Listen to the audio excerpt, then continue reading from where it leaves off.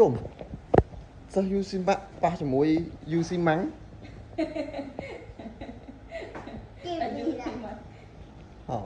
đã tiếp ạ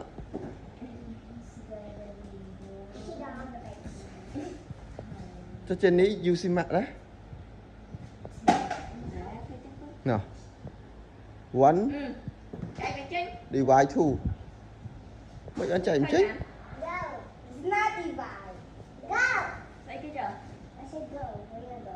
mấy cái chạy chết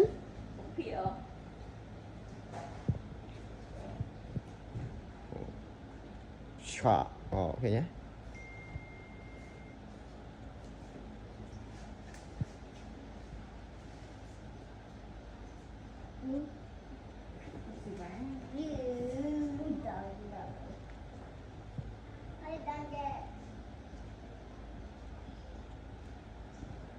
What is that?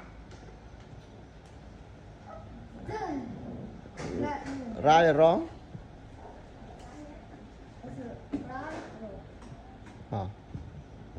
easy môi chạy ai pí môi chạy ai pí vậy mà hả Richard nè No. So this is the easy. Richard thưa mơ Richard phẹp môi chạy ai pí Wait, look at this child. okay no you tell the answer Wait, look at that. còn anh mơ ta môi chạy ai pí trên mạch ta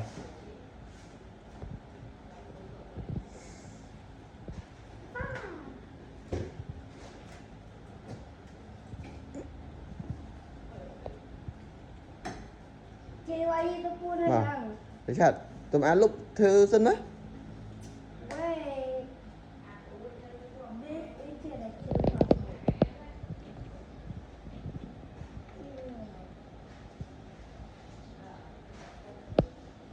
rồi nước mới chả nát trái chay à cục phục á không ai cục phục ta hè hai nước ok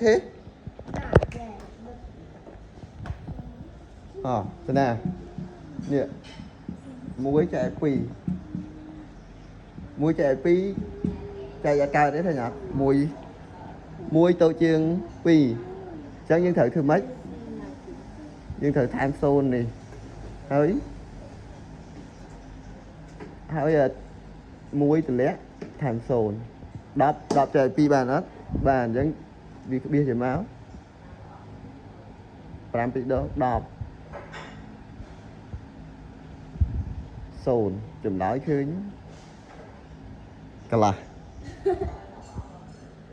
ok What is this zero? Is that even? What is that? What? Is that 10,000? This độ nhà độ understand So that.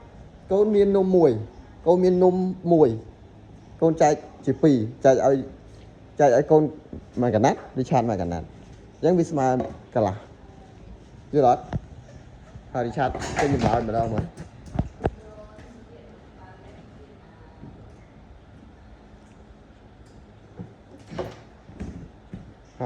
đây nè đã chầm lái đang chầm lái nè đang chầm hạt nè ra đây Vâng ấy, mà đang tôi xua than mẹ nó kìa. đi chan đã chầm lắm đi chan chơi hả chà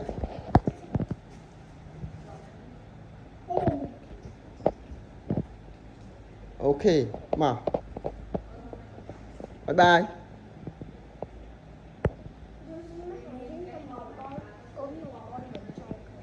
bye bye không phải chui subscribe channel YouTube một nhé